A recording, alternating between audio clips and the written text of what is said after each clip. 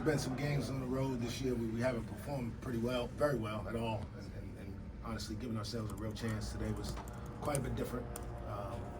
Obviously a close game throughout. We clearly didn't shoot the ball as well as we're capable of today, but our kids battled, came up short. It's a team that's very confident, and you tip your hat to them. Certainly some things we can learn from this before we have an opportunity to play against them again in about 2 weeks. So certainly hate losing against these guys, hate losing here.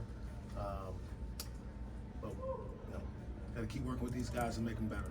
And effort was there, execution could use a little tweaking, and we'll get that done. Was the problem mostly to score the ball with the looks you were getting, or something else?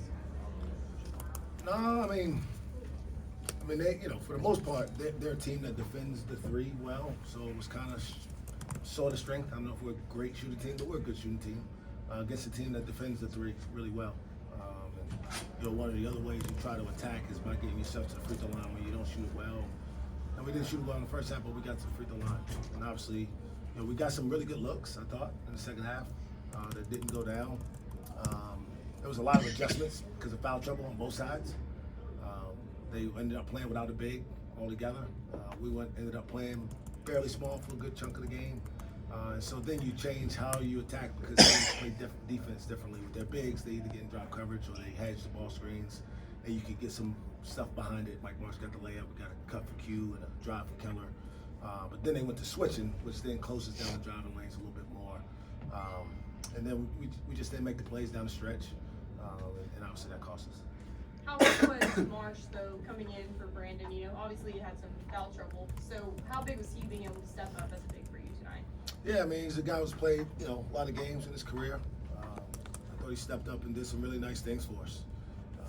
Hasn't always performed as well as he did today, but certainly something we think he's capable of replicating as we move forward. John Michael, you and Quion, season's not gone the way you wanted it to. How have you kept your focus and play, like Mike said, with effort tonight?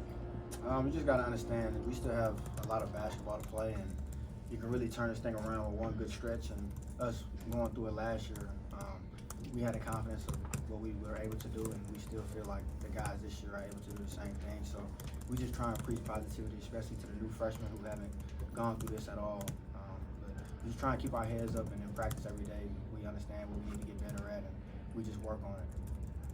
Going off what John Michael said, we understand we need to get better, and we also got a lot of new younger guys, so we just got to encourage them and stay positive throughout the whole time.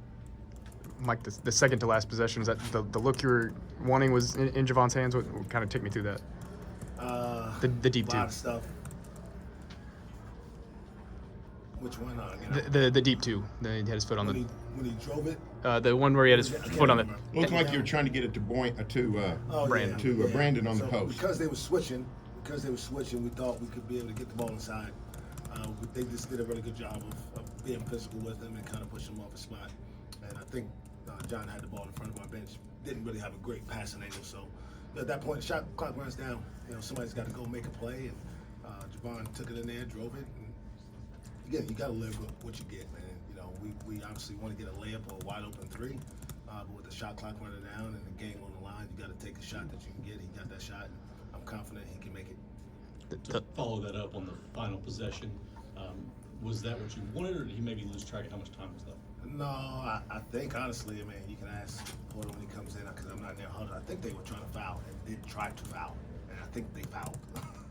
And I think he assumed a whistle was coming and then didn't recalibrate the situation beyond that. And so that happens because it's kind of a lot of things that you're processing at once. I thought once he got past the guy, he probably should have just taken a three at that point because he was open. And you're not going to get a better shot driving in there, and then he lost the ball or it got stripped away. A lot of environment, hostile environment. Not the first time we got played in a game like this, but was this in the second half especially where you're having to tell the younger guys, to stay level-headed and kind of keep your cool? Not really. Not really because of the environment. Again, I want to hats off. This is the best crowd I've seen in 7, 8 years. Here they did a really good job. Obviously, they're rallying around a team that's playing really well. but our guys have been in these situations. You know, we talked about it last week, right?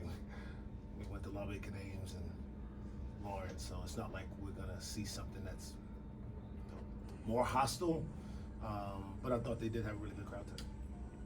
You mentioned they were hedging screens early. Do you think Javon kind of adjusted to that as the game went on? He was struggling early and seemed to get going there towards the middle of the game. Yeah, and we started changing the angles that which we were screening for him at, and kind of getting some more movement behind it.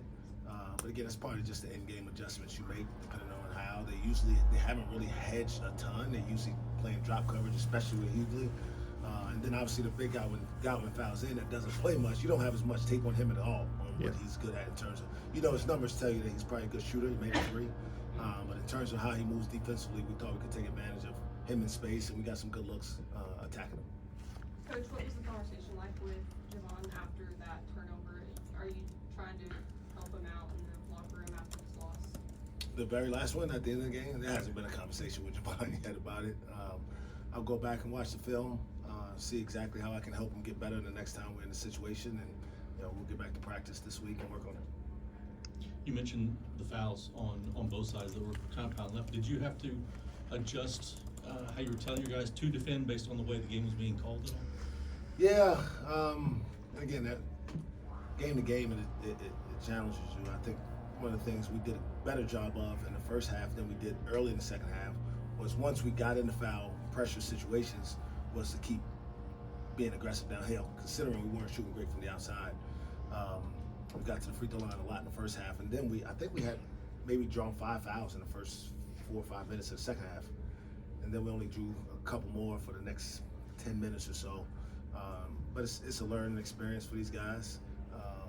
With a lot of freshmen out there, they don't really understand how to process that. It happens quick, and sometimes you find yourself open for a shot that you could take, but there's a better scoring opportunity somewhere else, and it's just a part of the process that you just got to go through. John Michael, been in a bit of a shooting slump. How do you feel about the looks you've been getting, especially tonight? I think my team has done a good job getting me open. I'm getting pretty good looks at the rim. A lot of my shots are in and out, so I'm not really losing too much confidence. Those are what I call good misses.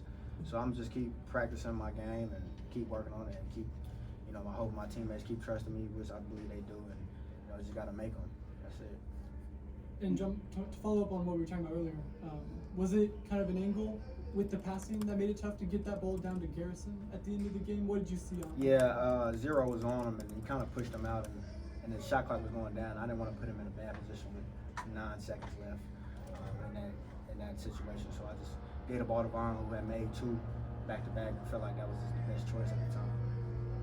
John Michael, not having a midweek game this week, kind of having a full week to prepare for the next opponent. What do you plan to do in that week, and what would that mean for your? First we'll watch film as a team, figure out what we did wrong, and obviously we'll start practicing.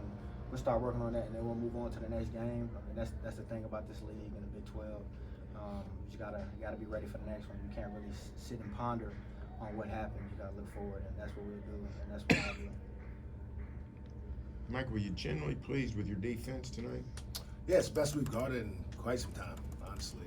It's been an Achilles heel. This particular group, it's just a little different for us, considering where we've been nationally in terms of defensive ratings. But I thought today we played with some resistance. I think we kept them off balance, switching our defenses up a little bit more, and then changing our ball screen coverages. I thought kept their 2 guards who are pretty good out of any kind of real rhythm. But they did a good job themselves adjusting. They went inside when they saw some switches. They tried to attack the basket themselves when they got us in foul trouble. So just really competitive basketball game. But I did think our defense was better than it has been so far. Quion, you guys have had some lopsided losses and then some close calls like tonight. With the way things have gone, does it make these close calls sting a little bit more?